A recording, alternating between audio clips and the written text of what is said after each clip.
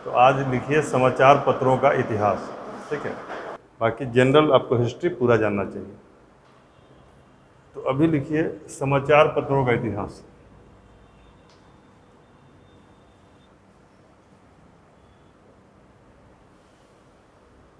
अब चूंकि अभी आप लोग मॉडर्न एज में हैं, जहाँ पर व्हाट्सएप है, यूट्यूब है, फेसबुक है और तमाम तरह के सोशल मीडिया भी है। नॉर्मल मीडिया का भी तो बहुत सारे, जैसे कोई भी अखबार पढ़ रहे हैं, टेलीविज़न देख रहे हैं, रेडियो सुन रहे हैं, तो वो जनरल मीडिया है, फ्रंट लाइन मीडिया, जिसको कि लोकतंत्र का चौथा स्तंभ कहते हैं। Media is considered to be fourth pillar of democracy. And what are the other three pillars? तीन और पिलर क्या क्या है?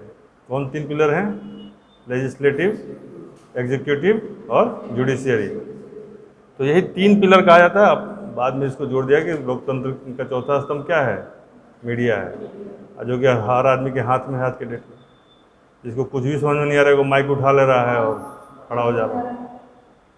इससे क्या हुआ कि इसकी गरिमा का भी अवनयन हुआ है, नीचे गया नहीं।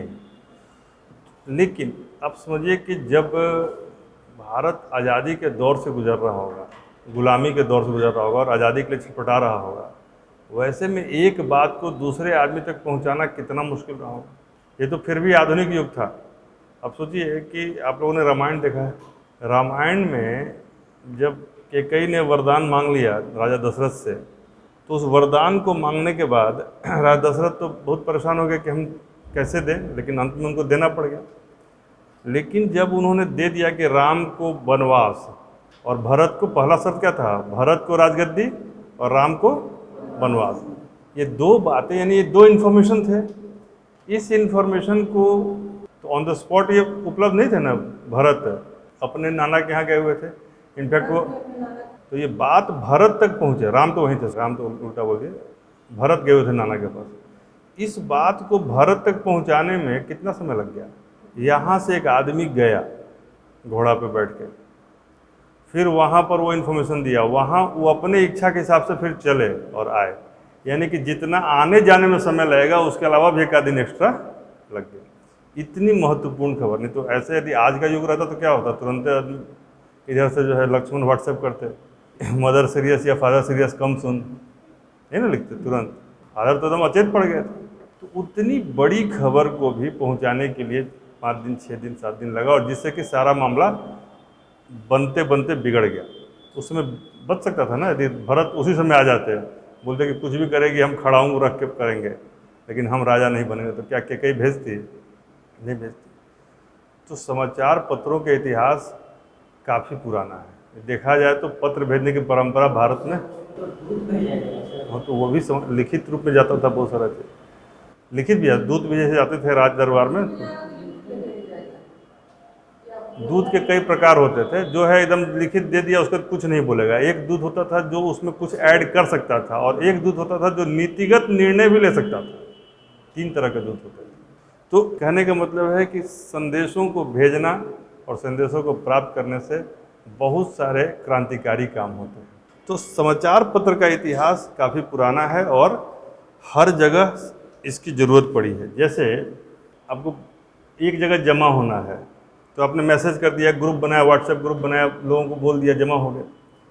जब भारत गुलाम था तो एक जगह जमा होना भी बहुत बड़ा संकट था। यदि आप जाके बोले कर्फ्यू लगाओ, गोली मार देगा। उस कंडीशन में आपको जमा होना है लाल चौक पर। कि लोग क्या क्या अपना अपना घर के छत पे खड़ा होके अब बोला कि यदि लाल वाला पतंग उड़ा देंगे ना तो सबको लाल चौक पे जमा होना है। तो पतंग रखे हुए, लाल पतंग उड़ा दिया। आकाश में अंग्रेजों को समझ नहीं है कि पतंग अचानक किसे उड़ेगी, काइट्स देख रहा है। पता चला कि 10 मिनट के बाद सब जमा हो गया लाल चौक पे। इसी तरह का कोडवर्ड होता था इन लोगों का। और फिर अपने अरुणा आसफ अली का नाम सुना है, वो भूमिगत होकर रेडियो प्रसारण, तमाम तरह के समाचार पत्र लोग लिखते थे। और जो ट्रेन आई उस ट्रेन में चढ़ के इधर से उधर वो समाचार पत्र जाने आने लगे तेज़ी से। लोग यहीं के बारे में नहीं, बाहर की चीज़ों को भी जानने लगे। आपने एनसीईआरटी में पढ़ा होगा कि नेपल्स के युद्ध को लोग जानने लगे, इटली के जीत को मनाने लगे, जापान के जीत को, रसिया के जीत को भी हम लोग सेलिब्रेट करने लगे। तो इससे क्या लगा? आज़ादी के बातों को समझा हमने, आज़ादी के महत्व को समझा और उसके सेंट्रल क्रक्स को समझा, है कि नहीं? तो इन चीज़ों को करते करते हम जो पहुँचे उसमें बहुत बड़ी भूमिका समाचार पत्रों की है, इसलिए समाचार पत्रों को थोड़ा ध्यान से पढ़िए। लिखिए, विचारों का आदान प्रदान होता था, आदान प्रदान होता था। इसकी शुरुआत यूरोपियों के आगमन से हुई। पहला प्रिंटिंग प्रेस पुर्तगालियों ने लगाया। 1557 में 1557 में गोवा में 1557 में गोवा में कुछ पुर्तगालियों ने पहली पुस्तक छापी। 1557 में 1557 में। यह मतलब ईसाई धर्म ग्रंथ था। जो पहला किताब छपा क्या था? हाँ, ईसाई धर्म ग्रंथ था। ईसाई पादरियों ने छापा था। ईसाई पादरियों ने धर्म ग्रंथ छापा, ये बता दे रहे। देखिए 1684 1684 में ईस्ट इंडिया कंपनी ने बम्बई में अपना पहला प्रिंटिंग प्रेस स्थापित किया। दूसरा डेट क्या आ गया? 1684। ईस्ट इंडिया कंपनी ने बम्बई में अपना पहला प्रिंटिंग प्रेस स्थापित किया। एक अंग्रेज था, इसका नाम था विलियम वोल्ट्स। क्या नाम था? लिखिए मत, सुन लीजिए, विलियम वोल्ट्स। तो उसको कंपनी ने निकाल दिया, कंपनी ने नौकरी से निकाल दिया। अंग्रेज को अंग्रेज ही निकाला, गुस्सा में आ गया तो बोला कि हम भांडाफोड़ कर देंगे। तो भांडाफोड़ करने के लिए वो समाचार पत्र निकालना चाहा, लेकिन असफल प्रयास था, नहीं तो वही पहला समाचार पत्र हो जाता। अभी तक पहला समाचार पत्र नहीं ना आया है। तो लिख लीजिए, कंपनी से निकाले गए अधिकारी विलियम वोल्ट्स ने, नाम क्या था? William volts. William volts volts ने 1776 में, कितना हो गया? 1776 में पहला समाचार पत्र निकालने का असफल प्रयास किया। भंडाफोड़ करने के लिए बोला कि हम सब लिख के छाप देंगे। न लिख पाया न छाप पाया, लेकिन प्रयास किया। भारत का पहला अखबार कब छपा? 1780 में एक अंग्रेज अधिकारी थे, James Augustus Hickey. Very good. देखिए, जेम्स ऑगस्टस हिक्की ने द बंगाल गजट नाम से, द बंगाल गजट 1780, चौथा डेट क्या आ गया? 1780। इसी में द बंगाल गजट, इसी द बंगाल गजट, इसका एक और नाम था Bengal Gazette, the Calcutta General Advertiser, the Calcutta General Advertiser, इसी का नाम था बंगाल गजट का। इसी को भारत का पहला समाचार पत्र माना जाता है। इसमें भी कंपनी की आलोचना की गई थी, इसलिए बाद में इस प्रेस को जब्त कर लिया गया। जानकारी के लिए समझ लीजिए, कंपनी की आलोचना के कारण इसे बाद में जब्त कर लिया गया। कंपनी की आलोचना के कारण इसको बाद में जब्त कर लिया गया। लिखिए, इंडिया गजट, इंडिया गजट 1780 में प्रकाशित इंडिया गजट भारत का दूसरा समाचार पत्र था। India Gazette, India gazette Bharat का दूसरा भारतीय पत्र था या भारत का दूसरा समाचार पत्र था, जो भी लिखिए। देखिए, 1818 में ब्रिटिश व्यापारी जेम्स सिल्क बर्किंघम, बर्किंघम, कब का बात है? 1818। आदमी का नाम क्या है? James Silk Buckingham, James Silk Buckingham. Buckingham ने कलकत्ता जनरल का प्रकाशन किया, कलकत्ता जनरल, और कहा कि प्रेस जनता का प्रतिबिंब है, और कहा कि press is reflection of citizens, reflection of people, press is reflection of people और सिटीजन, जनता का प्रतिबिंब है। इसलिए यदि सवाल आए कि प्रेस को के आधुनिक रूप देने वाले व्यक्ति कौन थे, तो जेम्स सिल्क बर्किंघम। प्रेस को आधुनिक रूप देने वाले व्यक्ति कौन थे? James Silk Buckingham. इसलिए इन लोगों ने पत्रकारिता का, चाहे वो जेम्स ऑगस्टस हिक्की हो, चाहे जेम्स सिल्क बर्किंघम हो, इन दोनों ने शुरुआती दौर में ही पत्रकारिता के उच्च मानक स्थापित किए, और इसका इनको इनाम मिलना ही चाहिए, नहीं? तो इनको इनाम मिला और इनको दंडित करके इंग्लैंड भेज दिया गया। बढ़िया इनाम मिला इन लोगों को। लेकिन इन्होंने पत्रकारिता से समझौता नहीं किया। यदि आलोचना करना पत्रकार का धर्म है और किसी अच्छे चीज़ की सराहना करना भी उसका धर्म है, तो इन्होंने उस चीज़ को निभाया। ठीक है, आगे लिखिए। लेकिन इससे क्या है, इन लोगों को दंडित करने के बावजूद भी यह कारवां रुका नहीं और बाकी लोग ऐसा करने को प्रेरित हुए और यह चीज़ एक आग की तरह फैलने लगी। देखिए, किसी भी भारतीय द्वारा अंग्रेजी में प्रकाशित, अब इसमें सब एक एक वर्ड पे ध्यान दीजिएगा। पहला वर्ड है भारतीय और दूसरा है अंग्रेजी में प्रकाशित। देखिए, किसी भी भारतीय द्वारा अंग्रेजी में प्रकाशित पहला समाचार पत्र का नाम भी बंगाल गजट था। हाँ, बंगाल गजट था। हाँ, वो द बंगाल गजट था। ठीक है, इसके संपादक थे गंगाधर भट्टाचार्य। किसी भी भारतीय द्वारा अंग्रेजी में प्रकाशित पत्र का नाम था बंगाल गजट और संपादक थे गंगाधर भट्टाचार्य 1816 में। अब चूँकि गंगाधर भट्टाचार्य का था, इसमें कुछ रिलीजियस मैटर छापे जाते थे, तो बहुत दिन तक यह नहीं चल पाया और यह कुछ दिन चल के बंद हो गया। समझ लीजिए, कहीं मुश्किल परिस्थिति में यादें आ जाए, जरूरत पड़ जाए। ठीक है, भारतीय भाषा में 1816 में यही हुआ था, ये सब घटना 1816। हाँ, गंगाधर भट्टाचार्य का बंगाल गजट कब निकला? 1816 में। जैसे कथन लिखने की परंपरा जो सवालों में आ रही है, तो एक कथन लिखिए। भारतीय भाषा में पत्र निकालने की वास्तविक शुरुआत, मतलब गंगाधर भट्टाचार्य के बाद की हम बात कर रहे हैं, वास्तविक शुरुआत श्रीरामपुर में मिशनरियों के द्वारा हुई। श्रीरामपुर, जो श्रीरामपुर करके लिखा जाता है, बंगला में क्या लिखते हैं? श्रीरामपुर है, इसी को लिखा जाता है श्रीरामपुर। ठीक है ना, श्रीरामपुर या श्रीरामपुर के मिशनरियों के द्वारा शुरू किया गया क्या? भारतीय भाषा में पत्र निकालने की वास्तविक शुरुआत, एक्चुअल स्टार्ट जो हुआ। देखिए, मार्च श्रीरामपुर के मिशनरियों के द्वारा बंगाली में मार्समैन ने प्रथम मासिक पत्र दिग्दर्शन आरंभ किया। इन्होंने ही समाचार दर्पण भी प्रकाशित किया। मार्समैन ने ही, हो गया ना मार्समैन, तो क्या क्या हो गया यहाँ? 1818 में दिग्दर्शन, दूसरा क्या है? समाचार दर्पण। ये दोनों के कौन है संपादक या प्रकाशक? मार्समैन। और ये दोनों कहाँ से? श्रीरामपुर से। ठीक है ना, ये दो बातें याद रखिए। अब लिखिए अगला। 4 दिसंबर 1821 को साप्ताहिक समाचार पत्र 1821 साप्ताहिक समाचार पत्र संवाद कौमुदी, राजा राम मोहन राय।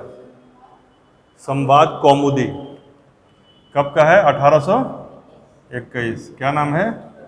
संवाद कौमुदी। ठीक है, और इसका प्रबंधन पूरा किसके हाथ में था? राजा राम मोहन राय। ठीक है, देखिए, सामाजिक एवं धार्मिक विचारों का विरोध करने के कारण के लिए सामाजिक एवं धार्मिक विचारों का विरोध करने के लिए राजा राम मोहन राय ने 1822 में समाचार चंद्रिका, क्या नाम है? समाचार चंद्रिका। 22 में समाचार चंद्रिका नामक समाचार पत्र का प्रकाशन किया। 1822 में ही फारसी में मिरातुल अखबार, 1822 में ही फारसी में मिरातुल अखबार राजा राम मोहन राय ने किया। और अंग्रेजी भाषा में ब्रह्मनिकल मैगजीन। फारसी में कौन है? मिरातुल अखबार, और अंग्रेजी में क्या है? ब्रह्मनिकल magazine.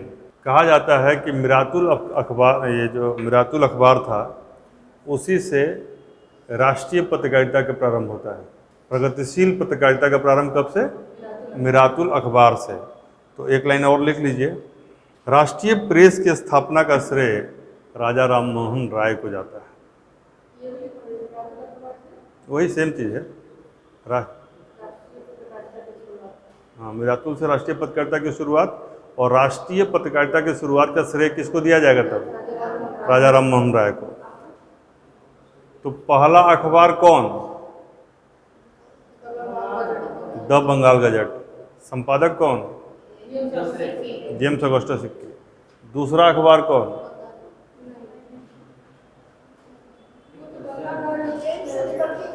India Gazette. India Gazette. Gangadhar Bhattacharya ने कौन सा किताब निकाला था, अखबार? बंगाल गजट। ठीक है।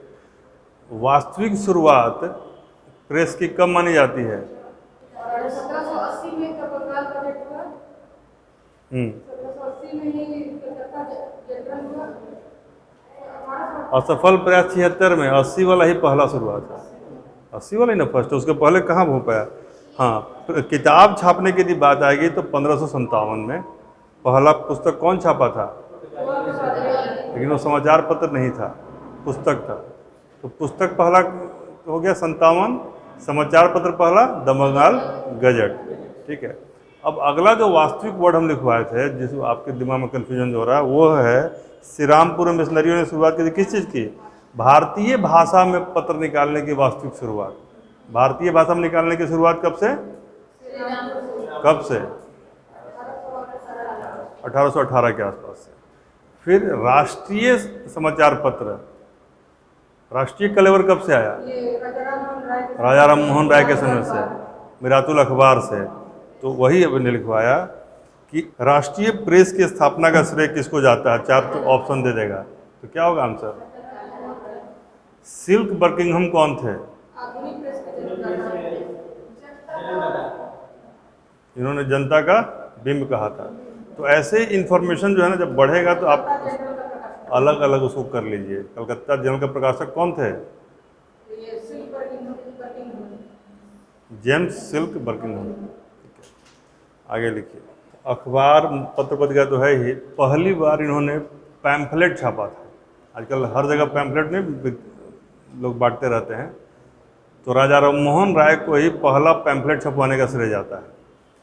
देखिए, तुहफतुल मुहाउद्दीन नाम से फारसी में पैम्फलेट का प्रकाशन करवाया था राजा राम मोहन राय ने। उसका नाम है तुहफतुल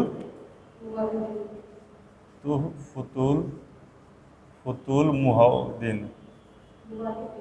मुवाहिदीन था।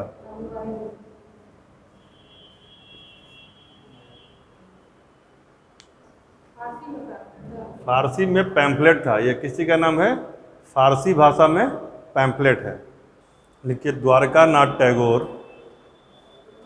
अगला इन्फॉर्मेशन, द्वारका नाथ टैगोर, प्रसन्न कुमार टैगोर, राजा राम मोहन राय के प्रयास से 1830 में बंगदत्त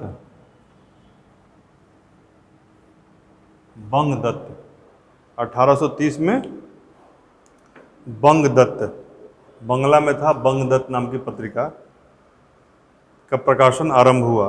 बम्बई से, आगे लिखिए, बम्बई से गुजराती भाषा में जामे जमशेद का प्रकाशन शुरू हुआ। 1851 में रस्त गुफ्तार कौन थे संपादक इसके? दादा भाई नौरोजी। रस्त गुफ्तार दादा भाई नौरोजी। बोलिए, 1851 में रस्त गुफ्तार और अखबारे सौदागर का प्रकाशन हुआ। रस्त गुफ्तार और अखबारे सौदागर। इसमें रस गुफ्तार के संपादक थे दादा भाई नौरोजी। अखबार सौदागर, उसका नाम लिख लीजिए केवल। और दूसरा का क्या नाम है? अखबार सौदागर। अखबार सौदागर, अखबार सौदागर। रस गुफ्तार के प्रकाशक के संपादक कौन थे? दादा भाई नौरोजी। दादा भाई नौरोजी का और उपनाम सब क्या था? Grand old man of India. और दूसरा क्या? ग्लैडस्टोन। भारत का ग्लैडस्टोन बोलते थे इनको, ठीक है ना। लिखिए 1857 के विद्रोह के बाद समाचार पत्रों को भाषाई आधार पर बांट दिया गया। सॉरी, भाषाई आधार, पहले अभी तक तो भाषाई आधार पे था, अभी तक तो भाषा भी था ना, बांग्ला ये। अब भाषाई आधार के अलावा उनको क्या किया गया? प्रांतीय आधार पर बांटा गया, क्षेत्र के आधार पर। और प्रेस के दो रूप सामने आए, एक एंग्लो इंडियन प्रेस और एक इंडियन प्रेस। एंग्लो इंडियन और इंडियन, यानी ऐसा प्रेस जिसमें कोई ना कोई अंग्रेज शामिल है संपादक या प्रकाशक के तौर पर, तो उसको क्या कहते थे? Anglo Indian. और जिसमें पूरी तरह से जिसका प्रबंधन भारतीयों के हाथ में था वह इंडियन प्रेस था। तो अब क्या होगा? जो एंग्लो इंडियन रहेगा या जो अंग्रेजों के द्वारा संचालित होगा उसको उतने दंड नहीं दिए जाएंगे, और भारतीयों के द्वारा जो संचालित किया जाएगा उसको बात बात में दंडित किया जाएगा। छोटी छोटी चीज़ पर उसका मशीन उठा करके चल जाएगा सब। तो यह प्रक्रिया बनाई गई कि इसका जो है मतलब दो वर्ग कर दीजिए, और एक वर्ग के साथ हमें क्या बिहेव करना, दूसरे वर्ग के साथ हमको क्या बिहेव करना। आगे लिखिए। एंग्लो इंडियन प्रेस को विशेषाधिकार प्राप्त थे, वहीं भारतीय प्रेस को बात बात में दंडित किया जाता था। देखिए, इलाहाबाद से प्रकाशित पायोनियर सरकार का चहेता पत्र था, यानी सरकार को बहुत उसकी कृपा दृष्टि प्राप्त थी पायोनियर को। यह सिविल सर्विसेज का समर्थक था, और यह सिविल सर्विसेज का समर्थक पत्र था। पायोनियर सिविल सर्विसेज का समर्थक पत्र था। अगला लिखिए, इंग्लिशमैन जो एक एंग्लो इंडियन पत्र था। हाँ, इंग्लिशमैन जो एक एंग्लो इंडियन पत्र था, यह सर्वाधिक रूढ़िवादी और प्रतिक्रियावादी था। सर्वाधिक रूढ़िवादी और प्रतिक्रियावादी था। जबकि स्टेट्समैन जो अखबार था, स्टेट्समैन, यह रॉबर्ट नाइट की तरह संपादित था। कौन थे? Robert night.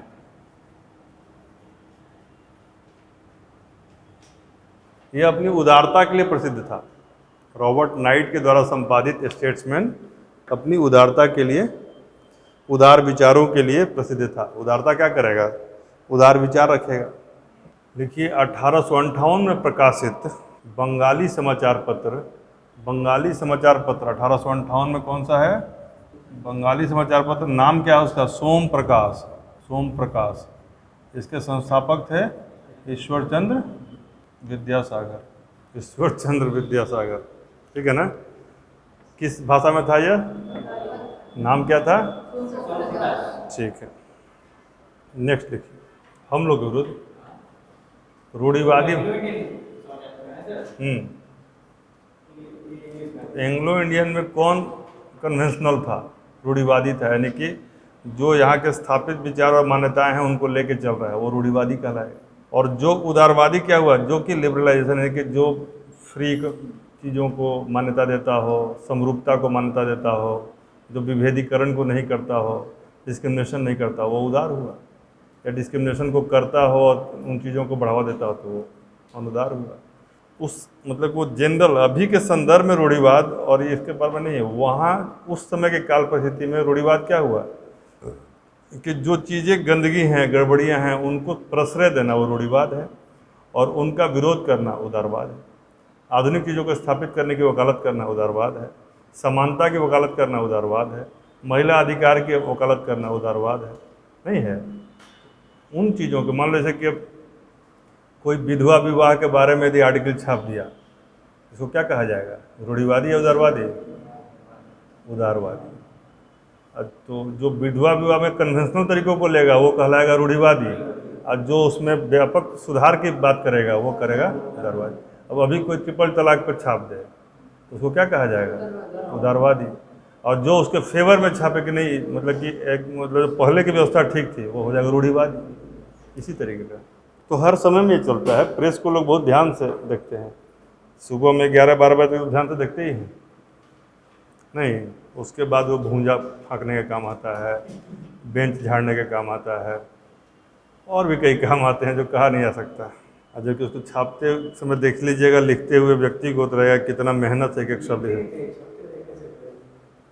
हम लोग तो लिखते भी हैं, हमारी चीज़ें कई छप ऐसे मान लीजिए आपके पास विचार है, कागज़ पे लिख लीजिए, कागज़ को फिर टाइप कर लीजिए, कंपोज करके उसको भेज दीजिए। क्लास करने के लिए इतना मुस्कुराते हो तो स्टूडेंट को हम देखे ही नहीं कर। देखिए, सोम प्रकाश एकमात्र ऐसा समाचार पत्र था, सोम प्रकाश जो मैंने बताया 1858 वाला, ईश्वर चंद्र विद्यासागर वाला, बंगाली में निकलने वाला सोम प्रकाश एकमात्र ऐसा अखबार था जो कि लिटन के वर्नाक्युलर प्रेस एक्ट का वो शिकार बना। इसी के विरुद्ध वर्नाक्युलर प्रेस एक्ट लागू हुआ था। एकमात्र भाषा संबंधी जो बता ना कि विभाजन कर दिया गया, तो क्षेत्रीय भाषाओं और हाँ के खिलाफ जो एक्ट आया उसको वर्नाक्युलर बोलते हैं। क्षेत्रीय भाषाओं को क्या बोलते हैं? वर्नाक्युलर। ठीक है, तो वर्नाक्युलर प्रेस एक्ट लिटन का एक बहुत ही क्या कहेंगे, शोषणमूलक प्रेस एक्ट था। उस शोषण का शिकार कौन हुआ? सोम प्रकाश। ठीक है ना। तो ये जो प्रेस का ऐसे एक हर एक के बारे में कुछ न कुछ बातें हैं, हम बता देंगे आपको, कोई बात नहीं है। लेकिन इसमें एक किताब हमारी है सबके पास ना, एक लास्ट में एक चार्ट है। हाँ नहीं इसी में पेज नंबर 88 पर इस चार्ट को आप लोग देख लीजिए थोड़ा देर। हम